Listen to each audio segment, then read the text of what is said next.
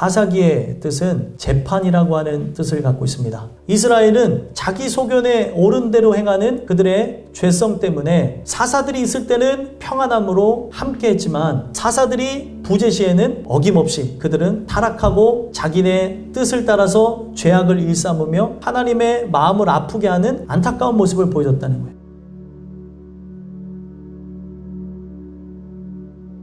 에나꼴의 뜻이 무엇이냐면 부르짖는 자의 샘이라는 뜻을 갖고 있습니다. 영원한 것에 관심을 가질 때에 우리의 눈이 향하는 곳이 어디예요? 나에게 생명을 주는 장소인 샘의 눈을 우리가 향하게 된다는 것입니다. 그래서 영원한 샘물 되시는 예수 그리스도를 상징하고 있다는 거예요. 인간이 스스로가 하나님을 찾는 게 아니라 우리에게 찾을 수밖에 없게끔 하나님이 인도하실 때 우리 인간이 하나님을 찾게 되어진다는 겁니다. 첫 번째, 터트리시는 하나님의 귀한 능력을 보여주신다는 거예요. 나귀 턱뼈 하나를 가지고 1000명의 적군을 무찔렀다는 얘기를 말씀드렸습니다. 지친 육신을 갖고 가다 보면 육신이 연약함으로 영혼까지 피폐해지는 과정을 보게 됩니다. 삼손도 귀한 일을 감당했지만 지치고 상하고 절망한 그런 순간이 오게 되어졌다는 거예요. 그랬을 때 그가 어떻게 한 겁니까? 삼손이 심히 목이 말라 여호와께 부르짖어 이르렀다라고 얘기하고 있어요. 터뜨리시는 하나님의 능력을 보기 이전에 우리의 삶의 갈증을 느껴야 된다는 거예요. 하나님이 택한 존재는 그 삶을 살아가며 갈증을 느끼더라는 거예요. 삶의 어떤 노곤함과 지침과 지겨움을 느끼면서 어떤 본질적인 것에 대한 관심을 갖게 되더라는 거예요. 그래서 여기서 보면 심이라는 단어가 열렬하다,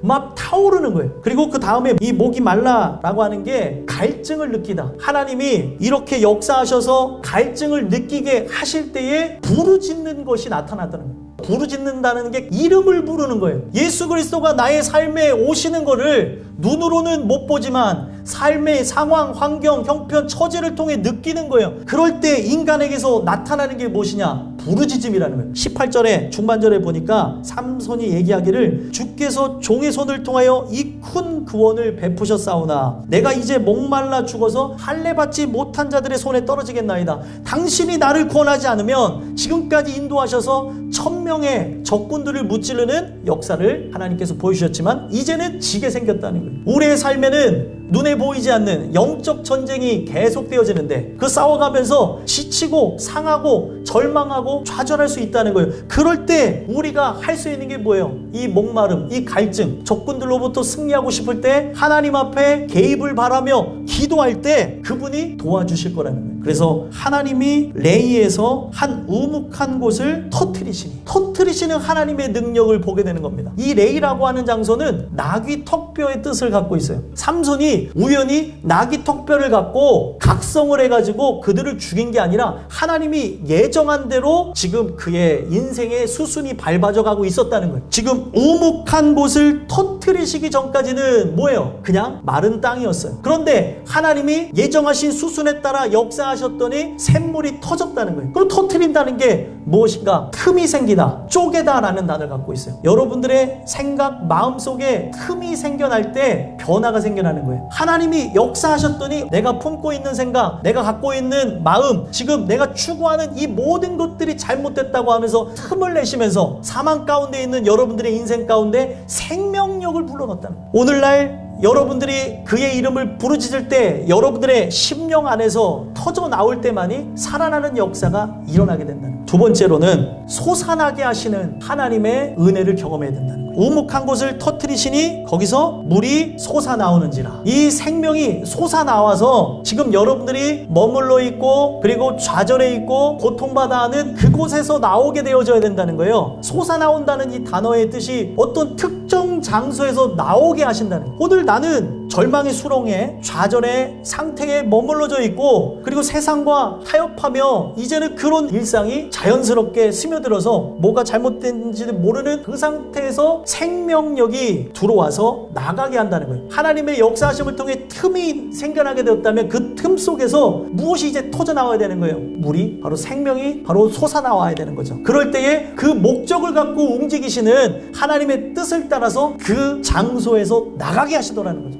솟아나오는 하나님의 생명력을 통해 여러분들의 있는 그런 상황, 환경, 형편, 처지로부터 탈출케 되어지는 엑소도스의 은혜, 하나님의 그 귀중한 은혜가 여러분들에게 임했으면 좋겠습니다. 세 번째로는 정신을 회복시키는 하나님의 은혜를 경험하게 하신다는 거예요. 삼손이 그것을 마시고 정신이 회복되어 소생하니, 그 갈증의 상황이 왔기 때문에 물이 하고 터졌을 때 그냥 먹었죠. 이걸 뭐라고 하냐면 불가항력의 은혜라는 거예요. 하나님이 개입하시는 상황을 보면은 우리의 노력과 열심이 아닌 그렇게 할 수밖에 없도록 이끌어 가신다는 거예요. 저항할 수 없이 강렬한 막 타들어가는 목마름, 갈증을 느꼈기 때문에 샘물이 터져났더니 받아 마시더라는 거죠. 터져난 이 샘물을 마심으로 정신이 회복되는 일이 일어난다는 거예요. 여기서 말하는 정신이 히브리어로 보니까 루아흐라고 합니다. 정신이라는 뜻도 있지만 영이라고 하는 뜻을 갖고 있어요. 그래서 이 말씀을 통해 여러분들이 영적으로든 육적으로든 회복될 수 있는 근본이 바뀌어져야 되는 겁니다. 회복된다는 이 단어도 다시 원점으로 돌아간다는 뜻을 갖고 있어요. 내가 돌아가는 원형은 죄의 원형이 아니라 하나님이 작정하셨던 바로 하나님의 자녀로 돌아가게 한다는 걸 상징하고 있다는 겁니다. 하나님의 형상의 원형으로 회복한다는 거예요. 소생은 죽었다가 살아나는 의미를 갖고 있습니다. 내가 살아남으로 하나님이 살아계심이 증명되는 거예요. 오늘 여러분들이 죽은 존재로 살았었으나 이 말씀을 들으면서 살아나는 걸 통해 누가 살아계심이 증명되어진다는 거예요? 하나님이 살아계심이 증명되는 거예요. 그러므로